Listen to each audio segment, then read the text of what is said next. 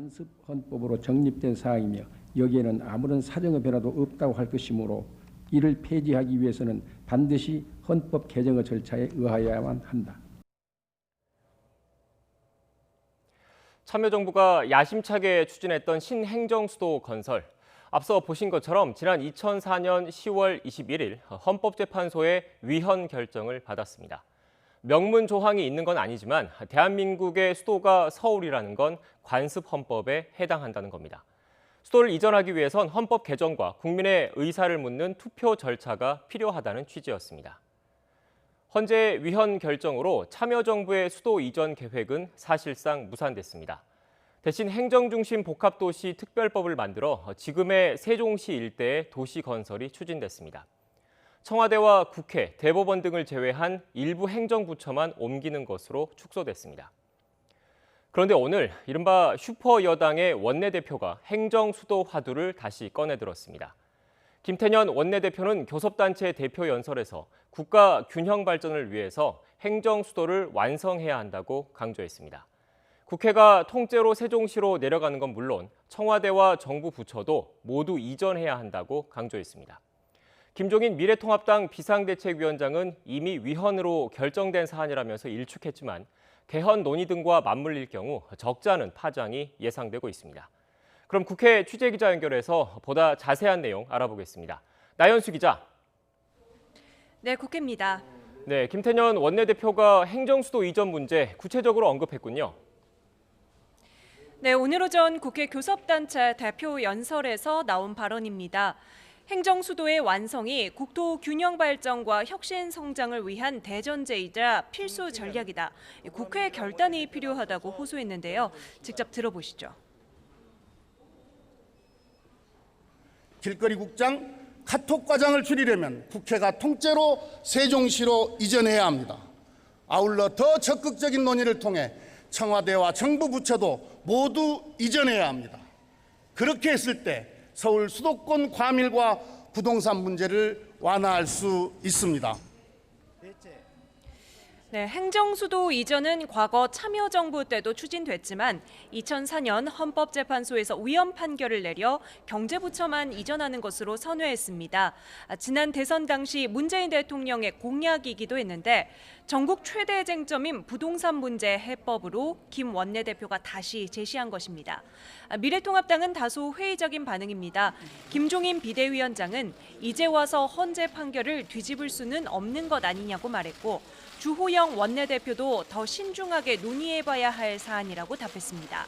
국민의당 권은희 원내대표도 위헌 판결의 취지를 존중한다며 정치권 공감대에서 벗어난 내용이라고 평가했습니다.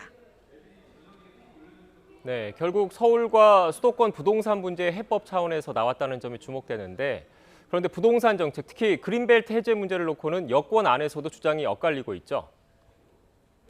네, 청와대와 정부, 여당이 한 목소리로 부동산 투기 근절을 외치고 있지만 그린벨트 해제 여부를 두고는 저마다 다른 이야기를 하고 있습니다. 유력한 대선 주자이자 당 대표에 도전하는 이낙연 의원부터 신중론을 펼치고 있는데요. 들어보시죠. 그린벨트를 손대는 것은 극도로 신중해야 한다. 수요가 많이 몰리는 바로 그곳에 공급을 늘리는 방안이 우선돼야 할 것입니다. 대법원의 파기환송 판결 이후 대권 행보에 속도를 붙인 이재명 경기도지사는 그린벨트를 풀면 분양 광풍이 불 것이라고 우려했고요. 정세균 국무총리도 그린벨트는 한 번 훼손하면 복원이 안 된다고 말했습니다.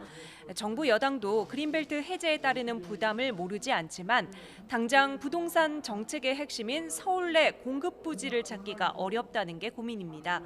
야권은 일제히 정부 부동산 정책을 비판하고 있습니다.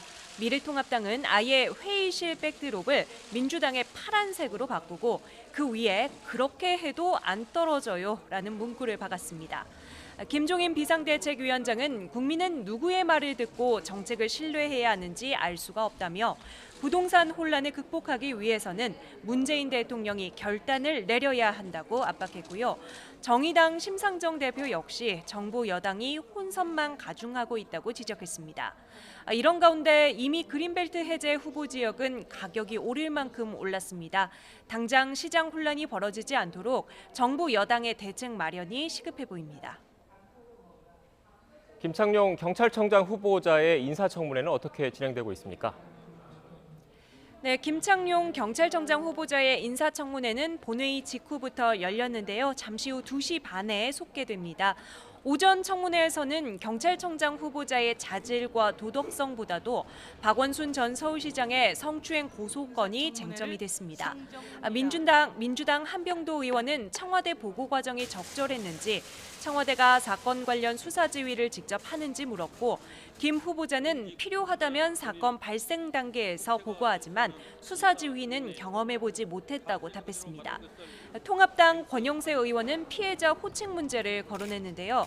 김 후보자는 규칙에 따르면 피해 당했다고 신고한 사람은 피해자라고 인정하고 거기에 준해서 필요한 조치를 한다고 답했습니다. 김 후보자는 또 임순영 서울시 젠더특보를 통해 유출 과정을 알아볼 수 있지 않느냐는 김민석 의원의 질의에 출석 일정을 조율하고 있다고 답했습니다. 미래통합당은 특히 박 전 시장의 피소 사실이 어떻게 유출됐는지, 청와대 보고는 어떻게 진행됐는지를 집중적으로 캐물을 방침입니다. 또 김 후보자가 오고돈 전 부산시장 성추행 사건 당시 부산지방경찰청장이었기 때문에 사건을 사전 인지했는지, 수사가 공정하게 진행되고 있는지에 대해서도 질의할 것으로 보입니다.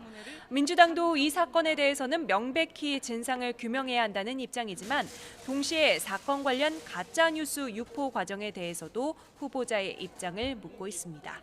지금까지 국회에서 전해드렸습니다.